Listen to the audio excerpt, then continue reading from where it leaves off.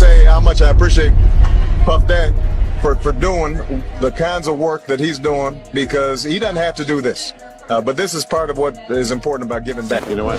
This is a labor of love for Jay, and as a result, he's my friend. We're here to talk about that and nothing else. They can't control me. They can control Jay-Z and Beyonce. But not you, man. But they can't control me. You see, it ain't no name I won't name. Exactly. It's up. The Chris Tucker that we got now is Epstein Island Chris Tucker. Oh, not Smokey. This stuff sounded so outlandish, from like Epstein to even the shit with like Pizzagate and Haiti, and you hear like, man, that shit is so dark. There's no way it can be true. And I would be reading this stuff and be like, something like, again, I'll be like, I'm not that much of a conspiracy theorist to be like, this stuff, they can't really be trapping little kids and sleeping with them, and and still be billionaires. And the kids were not always enthusiastic about the food that they were being served, so they were always trying to call for pizzas, and you can't order a pizza to the White House. Would love you to come over for pizza, but how was the pizza? Was it good? Oh, what did he make it himself? Mom's pizza was better than Clooney's. They both made, everybody made a certain kind of pizza. There's no pizza we didn't love. Something. Should eat pizza? I was like, well, no, I don't want to. And then, I just didn't want to. I just didn't want to. Where did we go? We went True Kitchen. Hold on a second. I should have promoted things. Let you to promote whatever you want, but I need to take a step back because you just said something crazy. What do you mean, why would you want to eat pizza? Katt Williams nailed it once again, and this time he exposed the truth before the feds could even catch up. He's been pulling back the curtain on celebrities who've been deceiving us in plain sight. Now that the Epstein files are public, we're finally seeing which stars are actually implicated, including the ones everyone swore were untouchable angels. When Katt sat down on Club Shay Shay, he didn't just crack open Hollywood secrets, he kicked the door wide open. And judging by his track record, he's nowhere near finished. The moment those Epstein documents surfaced, denial swept through the masses. People refused to accept that their beloved icons could be as corrupt as the politicians we've been scrutinizing for decades. Take Jay-Z, for instance. An anonymous victim directly named him in the files, yet his fan base immediately rejected the possibility, arguing the alleged assault occurred in 1996 when he was supposedly just launching his rap career. According to the victim's testimony, she regained consciousness in a room with both Weinstein and Jay-Z present while Weinstein violated her. Allegedly, Pusha T orchestrated the entire encounter. Despite claims that Jay was too fresh in the game to run with elite circles, that argument doesn't hold water. Being a newcomer as a rapper doesn't mean he lacked industry connections. Those are entirely separate realities. The evidence actually suggests Jay-Z was strategically climbing those power ladders back in '96.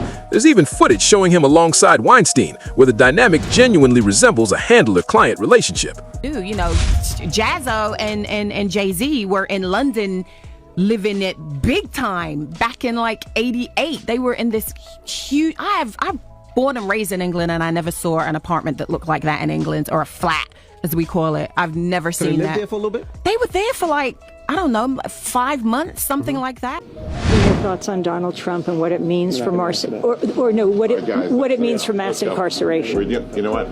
This is a labor of love for Jay, and as a result, he's my friend. We're here to talk about that and nothing else. Well, then can I ask you about mass incarceration? And do you think the movement is... Okay. Go back and watch that footage yourself. Tell me it doesn't look like Weinstein's puppeteering Jay-Z. Seriously, watch it again. Then things spiraled even darker. Multiple videos and images surfaced, showing Jay-Z at some disturbing gatherings. One video's too graphic for me to share here, but is circulating on Twitter for anyone determined to hunt it down. That footage captures Jay-Z in a room with another man, while 2 sex workers perform explicitly for their entertainment. The second piece of evidence? Photographs of him partying alongside Harvey Weinstein at Diddy's 29th birthday celebration. Beyond that, a 2018 video of Kanye West calling out both Jay-Z and Pusha T resurfaced from the archives. What's chilling is that everything Kanye exposed back then still rings absolutely true today. Take people like Jay-Z and Pusha T, they made their living our people, so how the f they gonna stand up for our people? You know what I'm saying? But we forget that because we love Jay-Z's music so much. We love Pusha's music so much, right? But you think they would ever, Beyonce had the best for somebody else? Yeah. You know what I'm saying? You think they would ever tell the truth? No, if they told the truth, they didn't go to jail. You know what I'm saying? So you have liars Liars are now the face of our culture. Then there's the comedian who straight up accused both Jay-Z and Beyonce of allegedly participating in ritualistic sacrifices. I think it is highly offensive for people who are smart enough to really know what's happening. Look, y'all talk all that about R. Kelly. Beyonce was on that island where they was kids. Damn!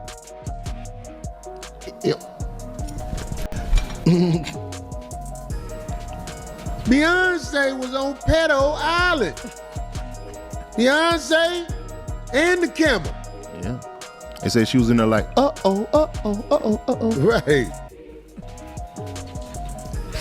I hope I can go see her again. She was singing and look. If you like it, put your mouth on it. This is what I'm saying. It's like you give her a pass. You give her a pass. She can have a concert and everything after she's a known participant on Pedo Island. It's like people want to dismiss it. That's why you can't tell me nothing about what the media say about nobody.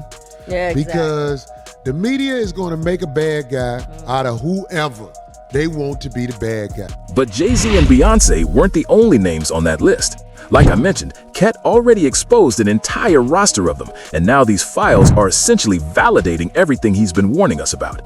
Naomi Campbell's name appeared, and predictably, the internet tore her apart. Records show she boarded the Lolita Express at least 5 times between 2001 and 2003. 2 flights departed from the U.S. Virgin Islands, specifically from Epstein's private island, notorious for its depraved activities. Several other trips connected to the Sao Paulo, Brazil region. I was introduced to him on my 31st birthday by my ex-boyfriend Flavio. He was always front and center at Victoria's Secret shows. Did you suspect what he was doing? No. And what he's done is indefensible. And when I heard of what he'd done, it sickened me to my stomach, just like everybody else. Because I've had my fair share of sexual predators, and thank God that I had good people around me that protected me from this. I mean, right now I stand with the victims. They're scarred for life. The files contained multiple emails suggesting Naomi and Epstein coordinated smuggling records into the country for his notorious gatherings. These correspondences circled back to allegations about how she'd allegedly service him. Numerous videos showing her recruiting models suddenly went viral. According to widespread speculation, this whole model recruitment operation was actually a front, a way to supply fresh victims to these industry predators. And what it's kind of she like, gets out of it? Well, she gets money. When you bring models or people that can easily be manipulated, you get funded. You get funded. How does she own an island being a supermodel? I didn't know she owns an island. Yeah, she owns an island. But this is crime scene investigation. Yeah. But it opens your eyes to things that you never even thought of, and I connect all the dots slowly, but it all makes sense. Anyway, let's move forward. Remember when Bill Gates faced national television cameras and got asked point blank whether he regretted his Epstein connection? His response went like this. Now, one of the issues that's dogged you is that of your relationship with Jeffrey Epstein. Do you regret the relationship that you maintained with him against Melinda's advice and wishes? Oh, I've said that you're going way back in time, but yeah, new audience. I will say for the, over 100th time, I shouldn't have had dinners with him. Epstein had a way of sexually compromising people. Is that what Melinda was warning you about? No. I had dinner with him, and that's all. Gates sat there claiming he simply shared dinner with Epstein, nothing more.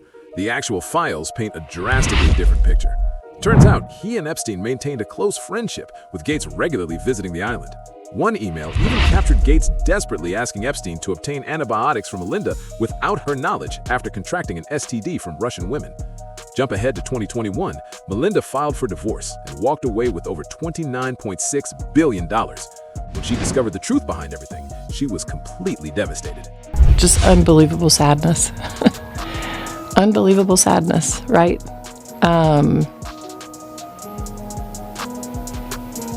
And again, I'm able to take my own sadness and look at those young girls and say, my God, how did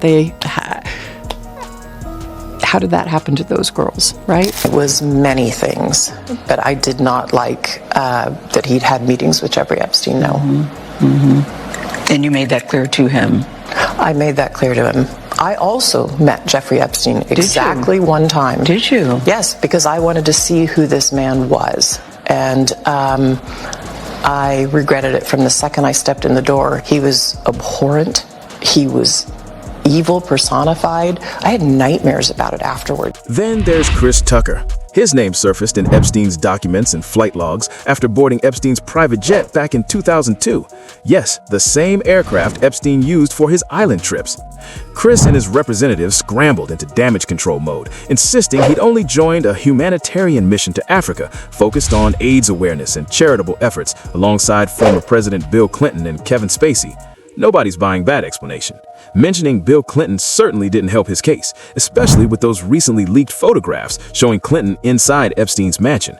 Let's be honest, he looked far too at ease in that environment to claim ignorance about Epstein's operations. Remember, Chris was rubbing elbows with these people during the height of these activities, yet expects us to believe he remained completely oblivious. Give me a break. When reporters confronted Chris about the situation, his nervousness was impossible to miss. He struggled maintaining composure, stammering through responses while desperately downplaying the entire controversy. You knew Jeffrey Epstein, didn't you?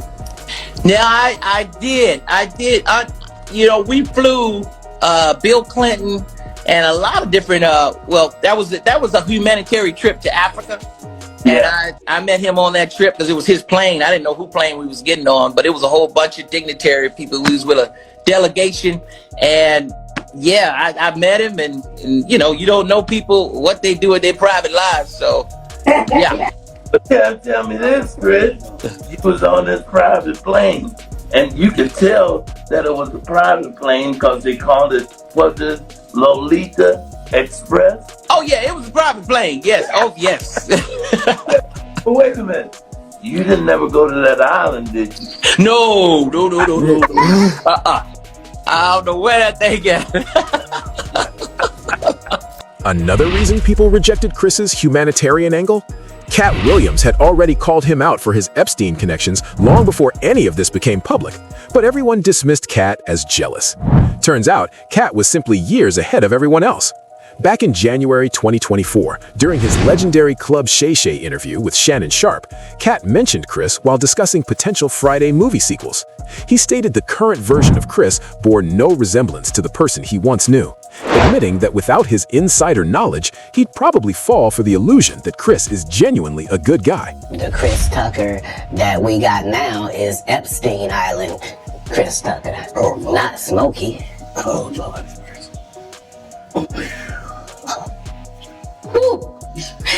If I didn't know no better, I'd tell you he's the greatest. I don't care what you say. To be confident and not delusional is a real skill. Most of these confident people we see is really delusional. Well, you don't think they asked Chris Tucker to come back in the second Friday?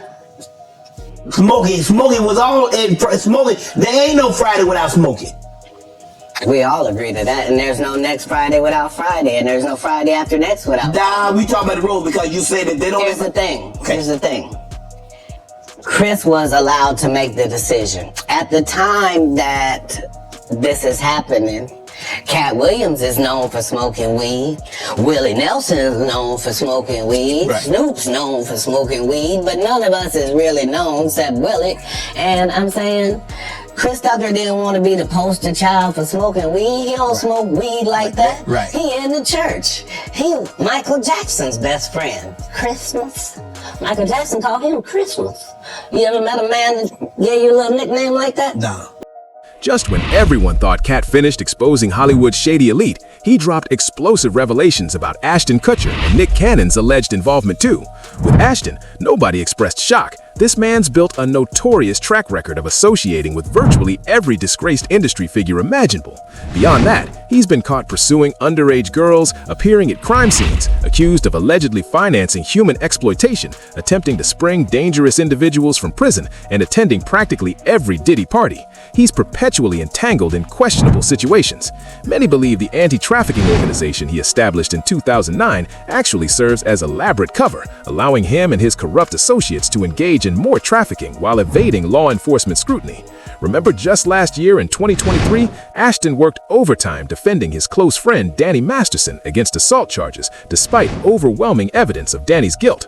Multiple reports confirmed Ashton submitted character reference letters to the judge, portraying Danny as an exemplary role model, devoted husband, and genuinely compassionate individual.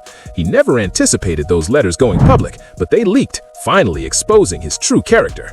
Regarding Nick Cannon, while he never visited Epstein Island, he certainly voiced strong opinions about it. Actually, he completely backed Katt Williams on everything. Nick confessed that initially, like everyone else, he dismissed the billionaire allegations as impossibly outrageous. However, given everything we've uncovered, he stopped doubting anything about these billionaires, including accusations about their consumption practices. Here's something wild. Heavy speculation suggests Nick Cannon fathering numerous children across different women isn't coincidental. It's allegedly some ritualistic practice he's desperately hiding from public knowledge. This is truly Babylon if this is the case, and so I would never speak out about it too much because I didn't want people to be like, what the f are you talking about? Like, there's no way, like, it's Pizzagate. If somebody told you about the Epstein and you'd be like, man, come on now, this billionaire is really taking, and what, because I don't want to f it up, but someone that worked for him, even on the child protective services side, was actually snatching those kids that were supposed to be missing kids and providing them to, like, that shit in itself sounds fucking ridiculous. As expected, people flooded the conversation with their perspectives. One commenter observed, the most terrifying aspect of the Epstein files isn't the names themselves, it's recognizing how many remain completely untouchable. Another pointed out, isn't it interesting how celebrities vocalize opinions on every single issue except the Epstein files? Now I'm curious about your perspective. What's your take on Katt Williams exposing these celebrity names connected to the Epstein files? Do you genuinely believe any of them will actually face prison time? Drop your thoughts in the comments below. I'm reading every single one. And before you go, make sure you click that next video to catch even more explosive revelations we couldn't fit here. Trust me, you don't want to miss what's coming next.